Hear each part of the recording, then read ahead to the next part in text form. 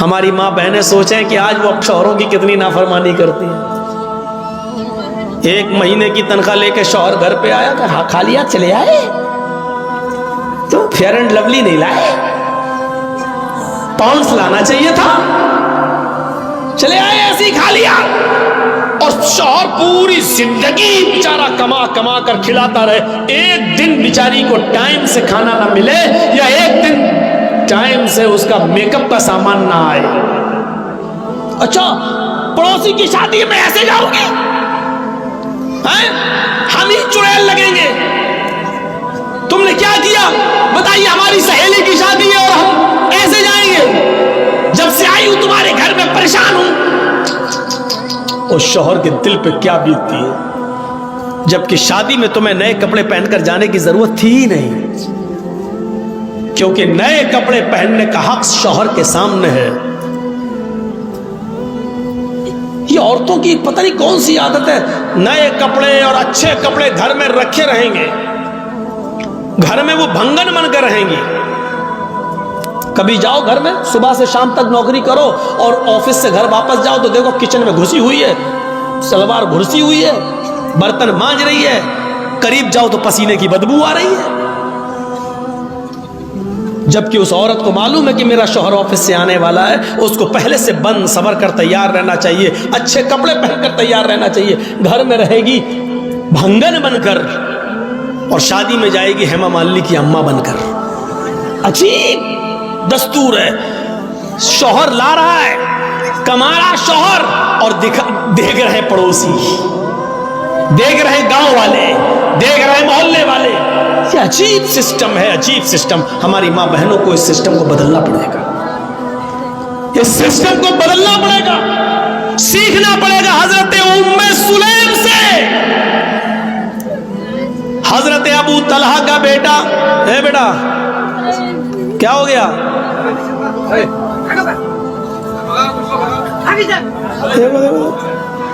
ارے کیا ہوا, پیشاب لگ رہا تو جاؤ نا, کہ یہی کرو گے, جاؤ جاؤ, شادی ہو گئی تمہاری,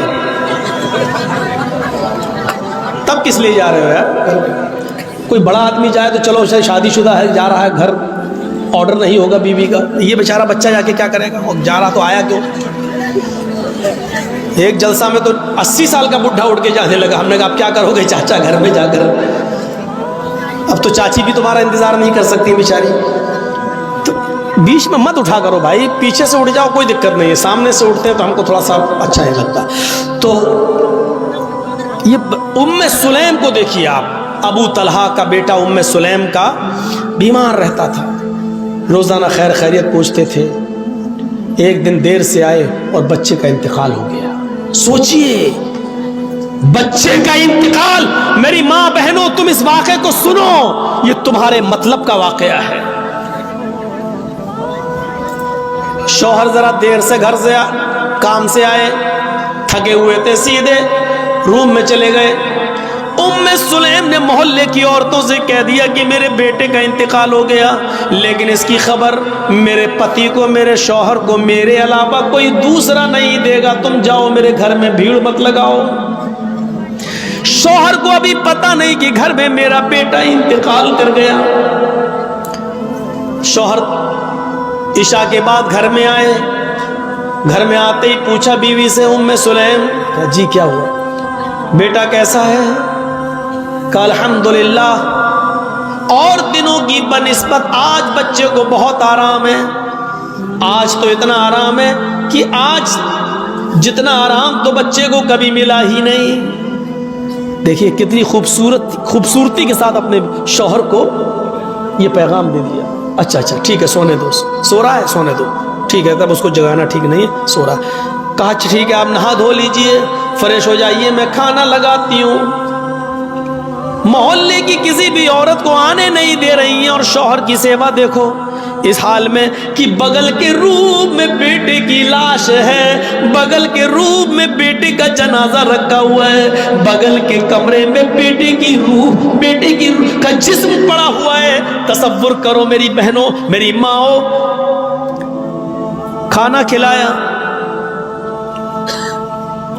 اچھی طریقے سے شوہر نے کھانا کھایا، ام سلیم بھی اپنے شوہر کے ساتھ کھانا کھا رہی ہیں، اور کھانا کھانے کے بعد ام سلیم نے میک اپ کیا، خوشبو لگائی۔ عورت خوشبو لگا سکتی ہے لیکن گھر کے اندر، گھر کے باہر تو وہ ڈابر آنولا کا تیل بھی لگا کر نہیں نکل سکتی ہے۔ گھر کے باہر اگر جاتی ہے تو میک اپ تو بہت دور کی بات، خوشبو اور پرفیوم تو بہت دور کی بات، خوشبودار کوئی چیز بھی استعمال نہیں کر سکتی ہے۔ اگر کسی تیل میں سینٹ آتا ہے، خوشبو آتی ہے، تو وہ تیل بھی لگا کر گھر سے باہر نہیں نکل سکتی ہے۔ کوئی بجنے والی چیز بھی پہن کر گھر سے باہر نہیں نکل سکتی ہے۔ چوڑیاں جو کھنکھناتی ہیں اور چلیں تو آواز کریں، وہ گھر سے باہر نکلتے وقت چوڑیاں بھی نہیں پہن سکتی ہے۔ پائل جو چلتے وقت پائلوں کی جھنکار اور اس کی آواز اور اس میں لگے ہوئے گھنگروؤں کی آواز اگر آتی ہے تو وہ ایسی پازیب اور ایسی پائل اور ایسے گھنگرو بھی نہیں پہن سکتی ہے۔ یاد رکھیے میری بہنوں، میری ماؤں، میری بیٹیوں، سوچئے گا ضرور اور غور کیجئے گا کہ لپسٹک، کریم، پاؤڈر تو بہت دور کی بات ہے، گھر سے نکلنا ہے تو خوشبودار تیل لگا کر بھی نہیں نکل سکتی ہے۔ چوڑیاں جو کھنکھناتی ہیں، کھن کھن کی آواز، یا چلتے وقت چوڑیوں کی آواز آئے، چلتے وقت ہاتھ ہلے اور چوڑیاں بولے، تو چوڑیوں کو پہن کر بھی نہیں جانا ہے۔ پائل اگر اس میں آواز ہے تو وہ بھی پہن کر نہیں جا سکتی ہے۔ یہاں تک کہ اگر اونچی ہل کی چپل، اونچی ہل کی سینڈل پہن کر وہ چلتی ہے اور سڑک پر یا پکی زمین پر چلتے وقت تو سینڈل کی کھٹ کھٹ کی آواز آتی ہے، تو ایسی سینڈل اور ایسی چپل پہن کر بھی عورت نہیں جا سکتی ہے کہ جس سے اس کے پیروں کی کھٹ کھٹ کی آواز سے مردوں کے چہرے متوجہ ہوں، مرد اس کی طرف مائل ہوں اور اس کی طرف دیکھنا شروع کر دیں۔ ایسی چپل بھی نہیں پہننا ہے۔ پہنیے، ممتا دیدی کی طرح پہن لیجئے، ہوائی چپل پہن کے جائیے، کون منع کر رہا آپ کو؟ شان میں گستاخی ہو گئی مولانا صاحب، اب ہمارے وہ دن آگے 150 روپے کی چپل پہنیں گے، اب تم 300 کی 500 کی ہل والی چپل پہنو گی، ہل والی چپل پہن کے جاؤ گی تو بولے گی کھٹ کھٹ، ادھر نوجوانوں کے دل بولیں گے دھاک دھاک۔ یہ صورتحال ہو رہی ہے آج کل، تمہاری چپلوں کی طرف سے آواز، ادھر لڑکوں کے دل۔ اس اسلام نے اسی سے تو روکا ہے، جڑ کو ہی ختم کر دیا ہے۔ اونچی ایڑی کی، اونچی ہل کی چپل بھی عورت اگر آواز کرتی ہے تو نہیں پہن سکتی ہے، چوڑی اگر آواز کرتی ہے تو نہیں پہن سکتی ہے۔ ایک آدھ کڑا پہن لیا کوئی بات نہیں، ایک کڑا پہن لیا اس میں، ایک کڑا پہن لیا اس میں، آواز تو نہیں کر رہا، جائیے، لیکن ہاتھوں میں ساکس ہونا، گلیوز ہونا چاہیے، پیروں میں ساکس ہونا چاہیے، جائیے۔ ٹخنے سے نیچا نقاب اوڑھنی یا چادر ٹخنے سے نیچا ہونا چاہیے، اتنی نیچی ہونی چاہیے کہ آپ کی چپل بھی نظر نہ آئے، چپل سی چھپی ہوئی ہو، اور آپ کا نقاب، آپ کا حجاب، آپ کی چادر زمین کی مٹی سے چھلتی ہوئی، روڈ سے چھلتی ہوئی جانی چاہیے۔ یہ ہے اسلامی پردہ۔ مولانا صاحب کیوں بتا رہے ہو؟ ہمیں کرنا ہی نہیں ہے، ہمیں کرنا ہی نہیں ہے۔ ارے تمہیں کرنا نہیں، ہمیں تو بتانا ہے۔ 1 سال کے بعد جلسہ لوگ کراتے بیچارے اسی مقصد سے تو کراتے ہیں، تو یہ ہونا چاہیے، یہ تو عورت یہ سب چیزیں پہن کر نہیں نکل سکتی ہے۔ اس ابراہیم علیہ السلام نے کہا بیوی کو طلاق دے دیا، کام میں نہیں رکھ سکتا۔ ہماری ماں بہنوں، ام سلیم کے اس واقعے سے عبرت حاصل کرو۔ میک اپ کرتی ہیں، خوشبو لگاتی ہیں، خوشبو لگانے کے بعد وہ اپنے شوہر کے پاس بھی جاتی ہیں اور وہ اپنے شوہر سے مجامعات بھی کرتی ہیں، ہم بستر بھی ہوتی ہیں۔ سوچئے بغل میں بیٹے کی لاش ہے، بیٹے کا جنازہ ہے، اور وہ رات میں میک اپ۔ تصور کریں ہماری بہنیں اور ہماری قوم کی بیٹیاں، کیا گھر میں آپ کے بیٹے کا انتقال ہو جائے، کیا ایسی صورت میں اپنے شوہر کو اتنا خوش رکھ سکتی ہیں؟ ہم بستری کے بعد جب دونوں فارغ ہوئے، شوہر نے جلدی سے غسل کر لیا۔ رات میں پیار بھری باتیں ہوتی رہی، بات بچے کی نکل آئی۔ بیوی نے بڑے پیار سے کہا، ام سلیم نے، آج مجھے سوال میرے ذہن میں کھٹک رہا ہے جو دور نہیں ہو رہا ہے، بڑی میں پس و پیش میں شچ و پنج میں پھنسی ہوئی ہوں کہ کیا ہونا چاہیے۔ ابو طلحہ نے کہا کیا بات ہے بتاؤ؟ کہا کہ میری ایک سہیلی نے کچھ مہینے پہلے ایک امانت میرے پاس رکھی تھی جو بہت قیمتی امانت تھی، اور یہ کہا تھا کہ میں کہیں دور جا رہی ہوں، 2-4-6 مہینے کے بعد جب میں واپس آ جاؤں تو میری امانت واپس کر دیجئے۔ لیکن میرے پتی جی، میرے ہسبینڈ، اس نے جو امانت دی تھی وہ مجھے بہت پسند آ گئی، میرا دل اس پر آ گیا، میں چاہتی ہوں کہ اس کو رکھ لوں اور اس جس کی امانت تھی اس کو میں واپس نہ کروں۔ ابو طلحہ نے کہا نہیں، یہ تو غلط بات ہے، یہ امانت میں خیانت ہے، یہ گناہ ہوگا۔ اگر وہ اپنی امانت مانگ رہی ہے تمہاری سہیلی تو اس کی امانت تمہیں واپس کرنا پڑے گی۔ کہا لیکن وہ امانت مجھے بہت پسند ہے، اس چیز پر میرا دل آ گیا ہے، میں نہیں چاہتی ہوں کہ اس کو وہ دوں۔ ابو طلحہ نے کہا تم بہت غلط کر رہی ہو، تمہیں اس کی امانت دینا پڑے گی ورنہ جہنم میں جاؤ گی، بے ایمانی مت کرو، جس کی امانت تھی اس کی امانت واپس کر دو۔ کہا میرے پیارے شوہر، تو پھر ایک امانت اللہ نے مجھے دی تھی، 2-3 سال پہلے اللہ نے مجھے بھی ایک امانت دی تھی، اور وہ امانت مجھے بہت زیادہ پسند ہے، اس امانت پر میرا دل آ گیا ہے، وہ امانت میرا بیٹا ہے، لیکن آج اللہ نے اپنی امانت مجھ سے مانگی تو میں نے اس کی امانت اس کو واپس کر دی، اس کی امانت میں نے اس کو واپس کر دی۔ اگر میں اپنے پاس رکھتی اور اس پر بے ایمانی کرتی تو امانت میں خیانت ہوتی۔ میرے پیارے شوہر، بچہ آرام سے سو رہا ہے، اس کا مطلب یہ ہے کہ بچہ میرا اس دنیا میں نہیں رہا، اللہ کی امانت دی، اللہ نے اس بچے کو لے لیا ہے۔ ابو طلحہ کے پیروں کے نیچے سے زمین سرک گئی، بولے تو کچھ نہیں، لیکن کہا کہ اس حال میں بھی تم مجھے کھانا کھلا رہی ہو، تم مجھ سے ہم بستری کر رہی ہو، پیار و محبت تم نے مجھ سے کیا ہے، تم نے بچے کے بارے میں مجھے بتایا نہیں۔ وہ تو ٹھیک ہے، اللہ کی امانت تھی، اللہ نے لے لیا، لیکن اس کا یہ مطلب تو نہیں تھا کہ تم محلے کی عورتوں کو بھی روکے رکھو۔ کوئی بات نہیں ہے، صبح سورج نکلنے کے بعد اس بچے کو دفن کر دیا جائے گا۔